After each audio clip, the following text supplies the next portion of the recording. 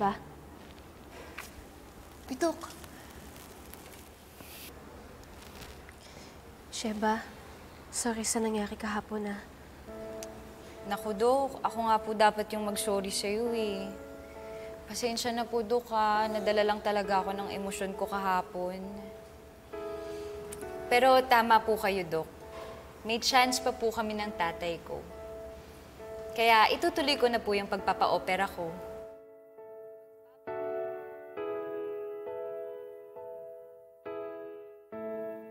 Magpapagaling po ako para mahanap at makita ko ulit yung tatay ko. Total, sabi mo naman po, di ba? Baka hindi pa lang siya ready ngayon na harapin ako.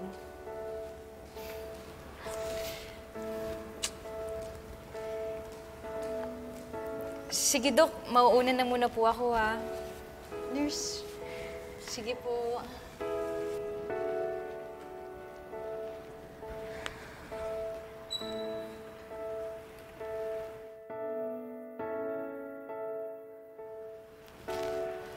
Dok Antonio, toxic ka po ba ngayon? Hindi naman. Bakit?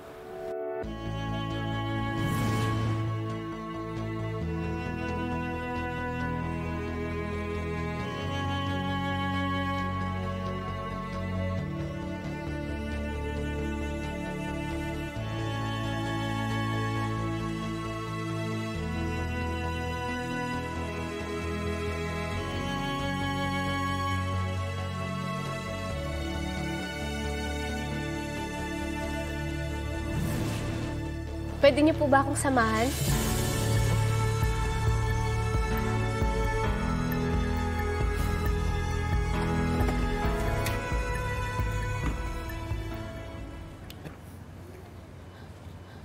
Mang Roman!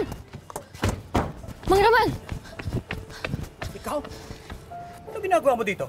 Gusto ko lang po sana kayo makausap tungkol kay Sheba. Sir, malapit ang opera ng anak niyo. Mas makakatulong po sa kanya kung kakausapin niyo siya bagong operation para magbigay ng moral support. Ayoko ngang magpakita sa kanya. Pwede ba? Huwag niyo akong istorbohin. May mga kailangan pa akong gawin na mas importante. Napaka-selfish niyo naman. Munti ka na nga pong hindi magpa-opera yung anak ninyo eh. Tapos sarili mo pa rin iniisip mo? Buong buhay niya, hindi niyo po siya sinipot. Tapos ngayon na munti ka siya magpakamatay, wala ka pa rin pakialam sa kanya? Annalyn, we've said our piece. Mabuti pa bumalik tayo sa ospital. At alam niyo po kung ano yung masakit?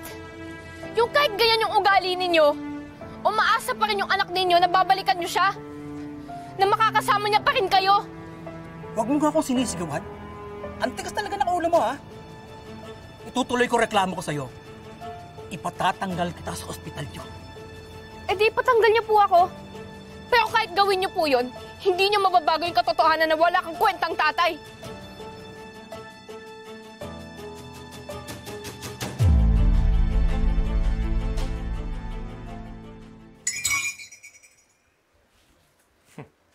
Nakakarami ka na niyan, ah. Okay ka naman siguro, no? Paano naman ako magiging okay? Sobrang nakakainis yung tatay ni Sheba. Wala talagang paki sa anak niya. Sobra kang affected sa pasyente mo, no? Naalala ko kasi yung tatay ko dun kay Sheba. Kaya naintindihan ko yung nakaramdaman ni Sheba eh. Dr. Santos, you're in big trouble. Nandito yung tatay ni Miss Soriano. Irereklamo ka daw sa medical director natin. Ha? Ano naman bang kasing ginawa mo, ha? Doc Prado, kinausap lang siya ni Dr. Santos para puntahan ang anak na nakaschedule for OR. Eh, ba't galit na galit yung nakausap ko? Tsaka, Dr. Antonio, huwag mo kasing kinukonsinti itong batang to. Whatever she does outside the hospital, dala-dala mo yung pangalan ng Apex. Ikaw, pati ikaw, baka gusto mong madamay.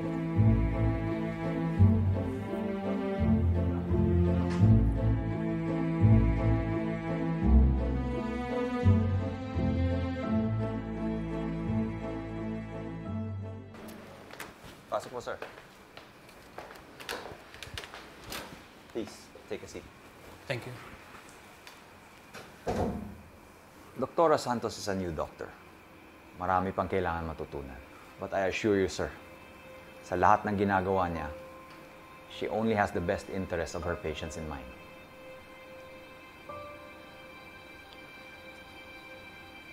Totoo bang nagwala ang anak ko ng isang araw, Dok? May nakakuha ng video.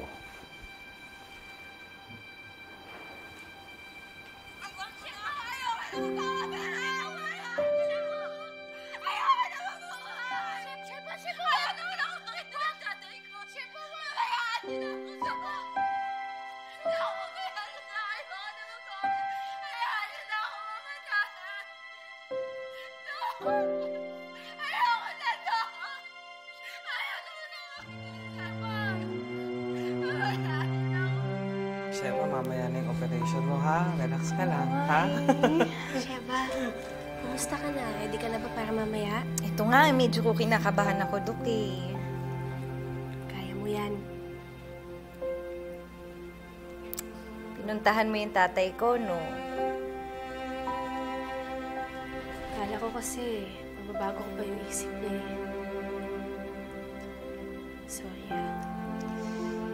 Dok, huwag kang mag-sorry. Kahit wala si tatay, itutuloy ko yung operasyon ko. Kasi tama ka naman, Dok, eh. Kung gusto ko na magka-chance na magkita ulit kami ni tatay, dapat magpa-opera ako. Promise ko sa'yo. Tapos ng operasyon mo, tapos okay ka na, pupuntahan natin yung tatay mo. Sasamahan kita. Sige, Dok, ah. Dr. Santos. Mang Roman? Tay? Anak?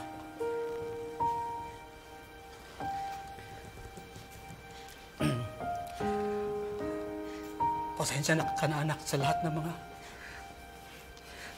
ng mga pagkukulang ko sa iyo, ha? Naduwag ako eh. Natakot ako na huli kang harapin dahil basta ko na lang kayo iniwan ng nanay. At alam ko, hindi madali.